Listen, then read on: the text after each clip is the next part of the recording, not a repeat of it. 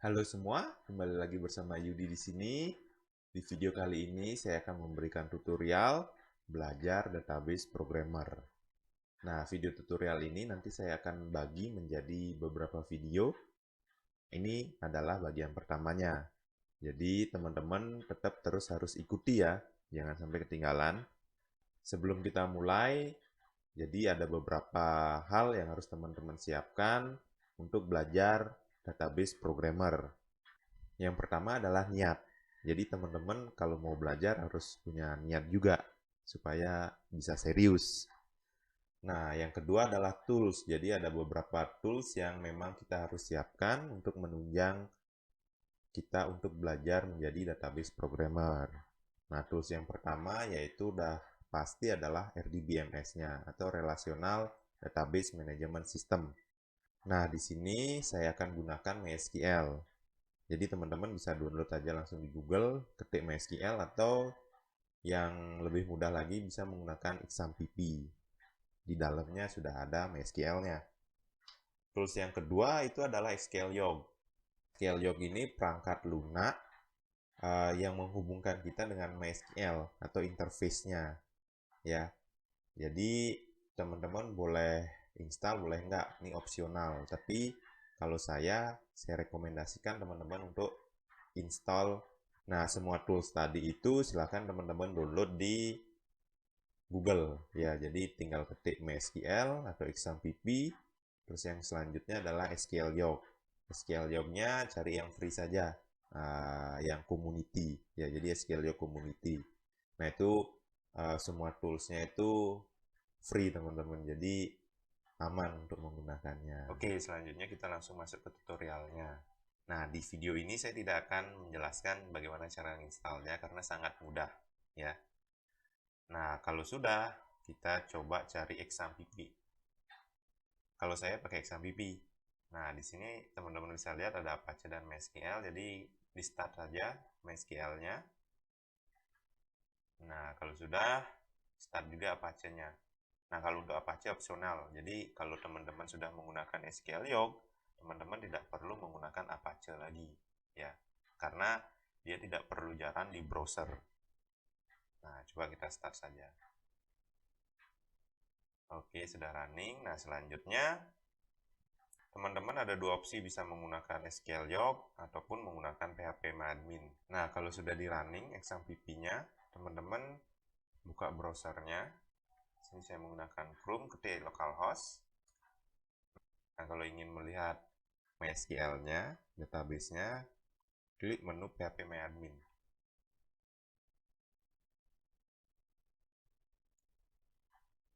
Oke, agak lama. Nah, ini merupakan interface-nya dari phpMyAdmin. Jadi ini kita sudah terhubung dengan database MySQL-nya. Jadi di sini terlihat ada beberapa database-nya yang saya miliki di device saya. Mungkin di device teman-teman berbeda, di komputer teman-teman berbeda ya. Nah, itu jangan nanti bingung kok di punyanya teman-teman nggak ada tes, nggak ada OLTP, nggak ada PHI. Ya, karena di punya saya memang sudah saya buat beberapa database ini. Nah, ini tampilan phpMyAdmin ya. Selanjutnya kita coba buka SQLyog.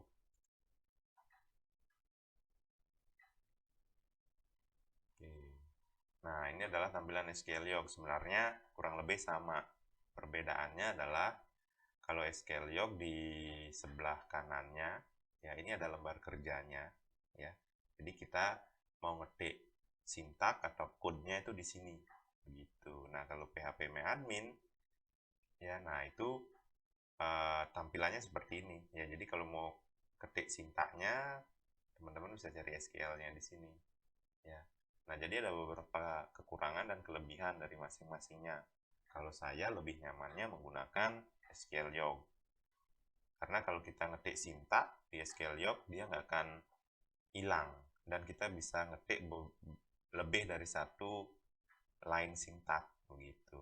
Ya, sintak ini kita sering sebut dengan query. Ya, jadi kalau kita mau ngetik query lebih dari satu, itu nggak ada masalah di SQLyog. Sedangkan kalau di Saya contohkan di phpMyAdmin misalnya. Ini saya copy saja. Nah, seperti ini ya. Kita pilih dulu database-nya.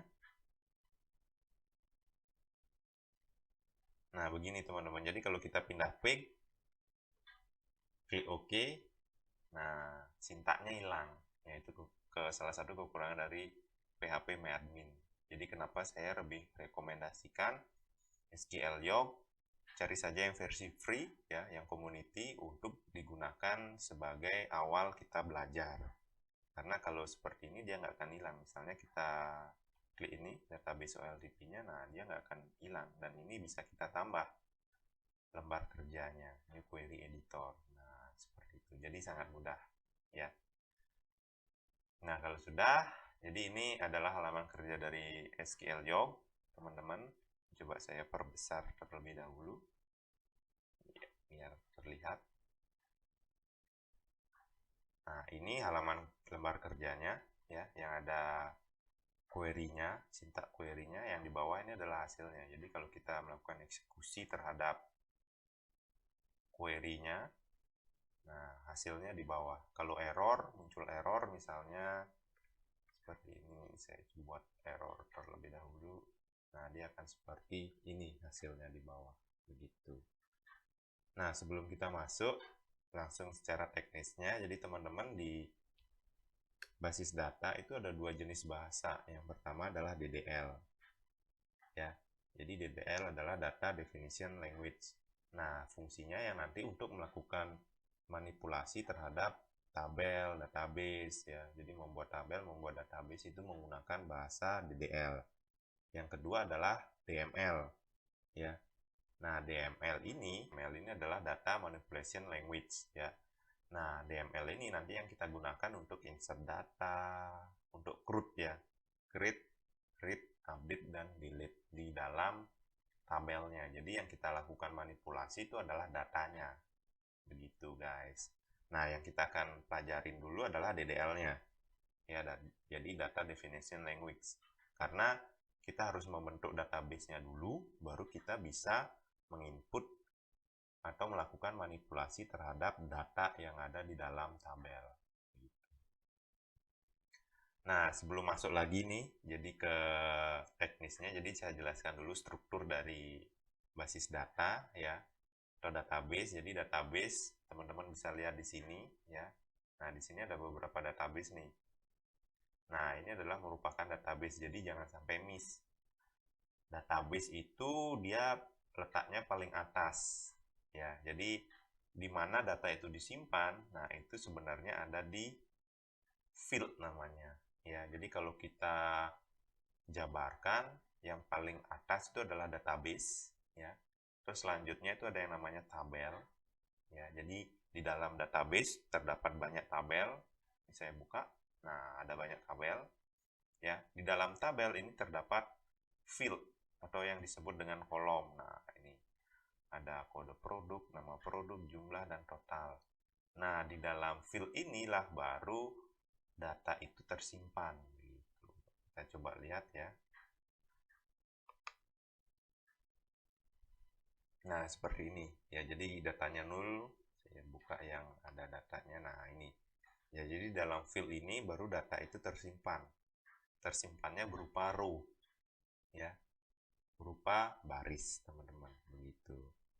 Nah, itu penjelasan di awal dulu supaya teman-teman lebih paham ya. Nah, kalau sudah baru kita masuk ke teknisnya ya.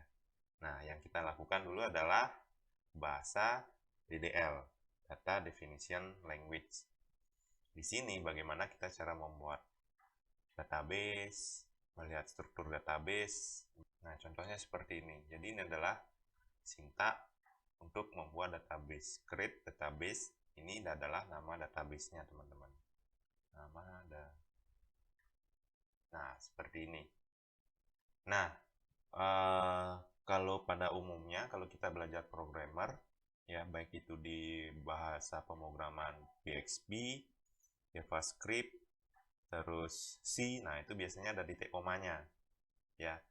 Nah, kalau di query, untuk di basis data atau database, teman-teman boleh gunakan titik koma, boleh enggak. Nah, kalau seperti ini juga nggak ada masalah sebenarnya. Nah, kapan kita harus menggunakan titik koma? Nah, kapan kita harus menggunakan titik koma adalah ketika kita mengeksekusi dua line code yang berbeda. Misalnya saya ada membuat dua line query ya, seperti ini, database 1. Nah, ini akan kita eksekusi secara bersamaan. Nah, itu baru menggunakan titik koma. Karena kalau tidak, dia akan dianggap sebagai satu kesatuan query begitu. Nah, jadi itu harus diperhatikan. Kalau kita eksekusinya satu-satu, nah ini nggak ada masalah. Begitu. Nah, untuk mengeksekusi query-nya itu sangat mudah. Jadi tinggal teman-teman blok terlebih dahulu. Bisa tekan-tekan F9. Ya, jadi bisa teman-teman tekan F9 di tombol keyboardnya atau klik ini yang kayak gambar play ini. Nah, itu untuk mengeksekusi query-nya. Nah, selain ada code yang bisa kita eksekusi, ada juga namanya comment. Nah, comment ini digunakan biasanya untuk memberikan penjelasan di line code tersebut. Nah, ini tidak akan dieksekusi oleh MySQL-nya begitu ya. Jadi misalnya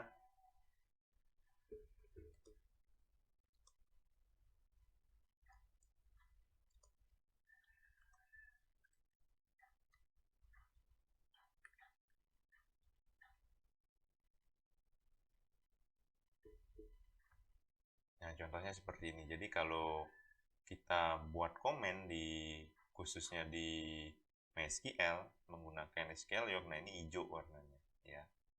Ya, jadi ada warna-warnanya. Nah, ini juga menandakan benar atau tidaknya kita membuat sebuah query. Jadi yang biru ini adalah fungsi yang sudah ada di MySQL begitu.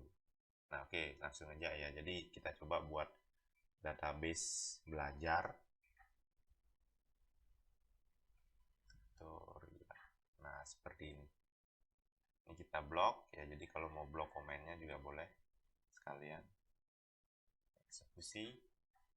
Jadi di bawahnya ada message ya. Create database belajar tutorial one row effects ya. Jadi berhasil. Nah, kalau kita mau lihat di sini memang belum terlihat. Harusnya sudah terlihat. Jadi caranya adalah tinggal kita lakukan refresh. Nah, ada belajar tutorial. Nah, dengan query show database, jadi kita bisa melihat database apa saja yang sudah ada di device kita atau di server MySQL kita.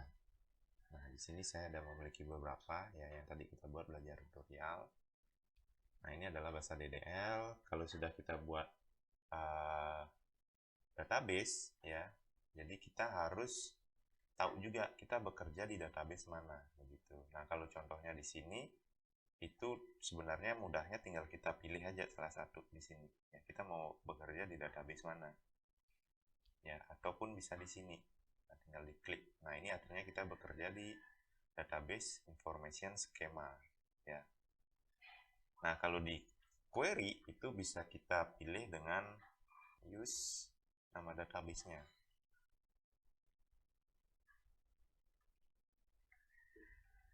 Nah, jadi kita sudah berada di database belajar tutorial ya.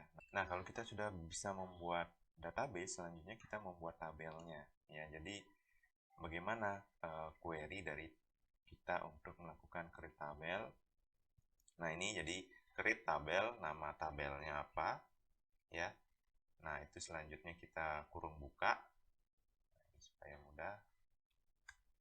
Nah, ini adalah nama fieldnya teman-teman, diikuti dengan tipe datanya ya. Jadi tipe data ada banyak, ada varchar, integer, terus text, date ya, dan lain sebagainya. Nah, selanjutnya diikuti dengan ininya, panjang datanya. Jadi khusus untuk varchar, integer, char itu harus ada panjang datanya. Berbeda dengan date, jadi kalau date nggak usah karena sudah default ya panjang datanya, teks juga. Jadi kalau teks unlimited gitu. Nah, ini kalau sudah kita eksekusi saja. Ya. Nah, kalau sudah dieksekusi jadinya seperti ini. Ya, udah berhasil. Nah, untuk mengetahuinya, kita tinggal klik ini database-nya, klik tabelnya. Nah, akan muncul tabel mahasiswa gitu. Nah, kalau sudah berhasil membuat tabel mahasiswa, ini kita bisa lihat deskripsinya ya. Jadi tinggal ketikkan perintah des, misalnya nama tabelnya tbl. Nah, biasanya akan muncul suggest seperti ini kalau sudah ada ya. Tinggal tekan tab saja. Nah, baru eksekusi. Nanti akan kelihatan fieldnya apa, tipenya apa, null yes, constraint key-nya apa ya. Nah, seperti ini nanti akan kelihatan struktur dari tabel tersebut gitu. Nah, kalau kita bisa create, kita harusnya bisa menghapus juga. Nah, caranya sangat mudah. Jadi tinggal teman-teman ketikkan query drop table, nama tabelnya ya. Nah, muncul suggest, langsung aja bisa kita eksekusi. Nah, row effect. Jadi untuk melihat hasilnya kita eksekusi aja query des tabel mahasiswa ini. Nah, nanti akan muncul tabel belajar tutorial ya. Ini adalah nama database, nama tabelnya. Ini adalah nama database-nya, tabel yang ada di database tutorial dengan nama tabel adalah tabel mahasiswa itu tidak eksis atau sudah tidak ada begitu. Nah, selain kita bisa melakukan itu, kita juga bisa merename tabel dari yang sudah kita buat.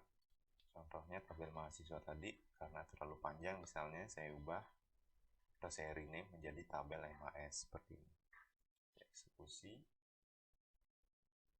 Nah, sudah berhasil, baru kita deskripsi. Lihat kita deskripsinya. Nah, nggak ada ya, kita ubah ke tabel MHS. Kita eksekusi.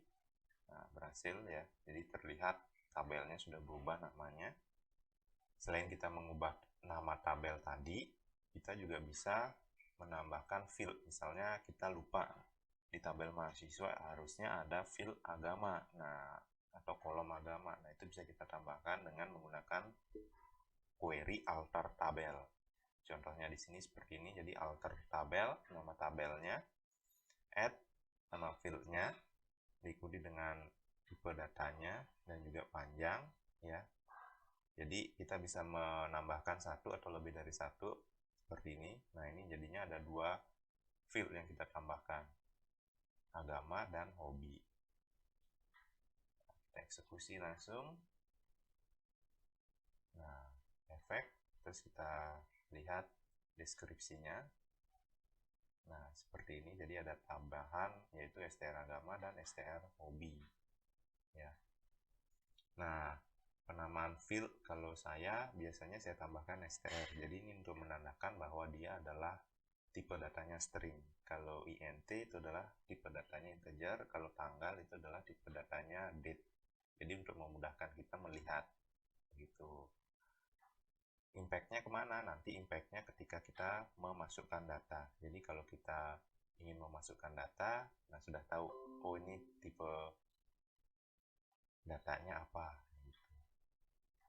Selanjutnya, jadi kita bisa menambahkan yang namanya constraint di dalam tabelnya itu ya. Nah, kalau di sini kita belum menambahkan nih constraint. Misalnya primary key. Jadi belum ada primary key di sini. Nah, itu bisa kita tambahkan di bawah ya. Contohnya seperti ini. Kita tinggal eksekusi. Jadi ini adalah name yang kita akan jadikan sebagai primary key. Execute sukses ya. Jadi dia berubah menjadi primary key begitu.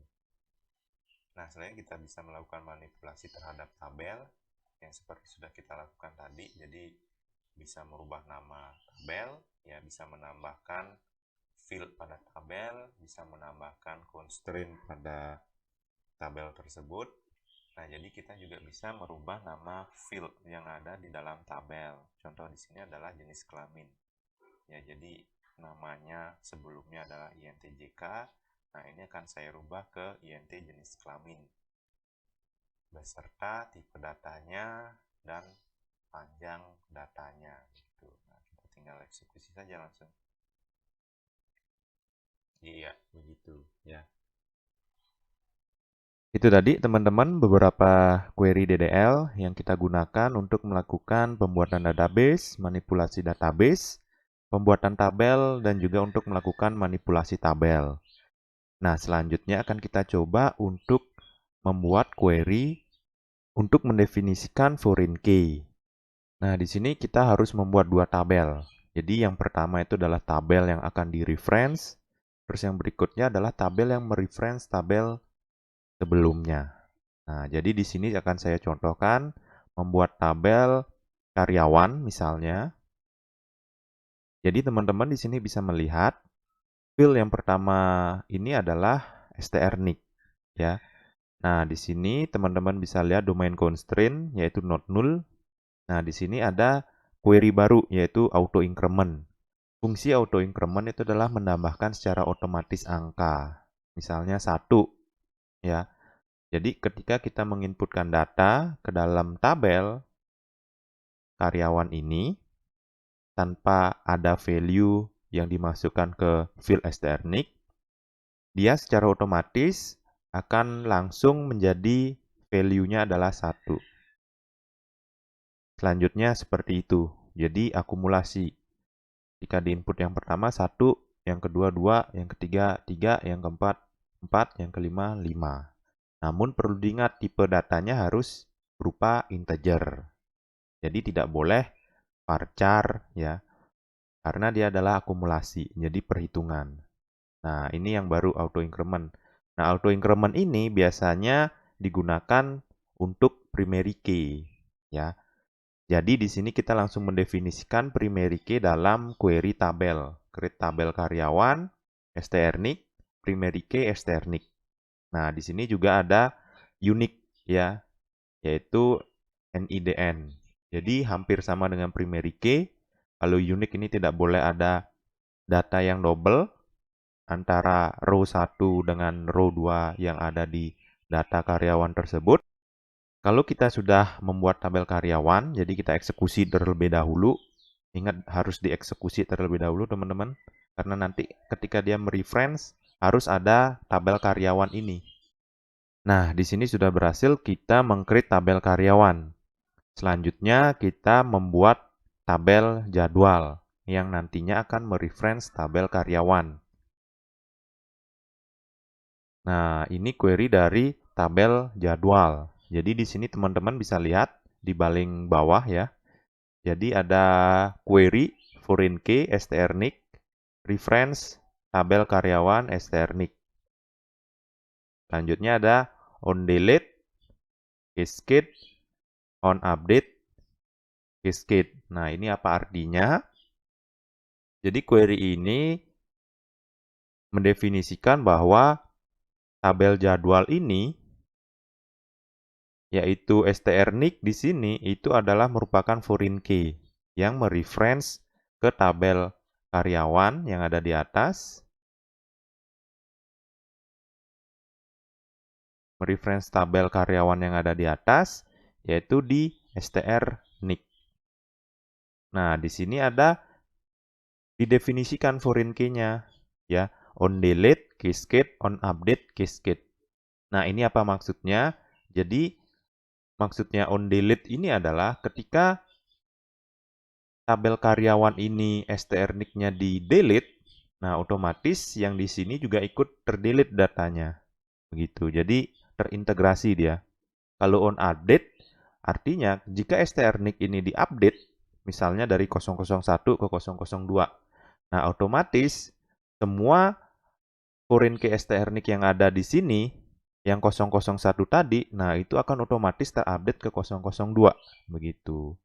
Nah, ini memudahkan kita sebenarnya. Langsung saja kita eksekusi.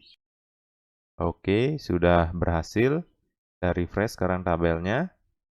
Nah, sudah ada 2 tabel baru, tabel jadwal. Coba kita open tabelnya.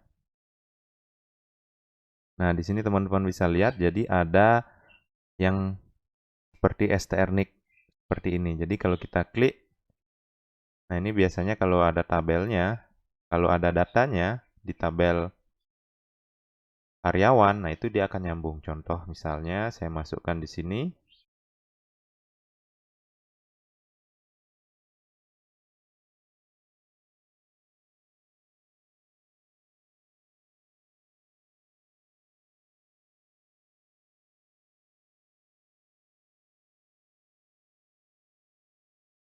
Oke.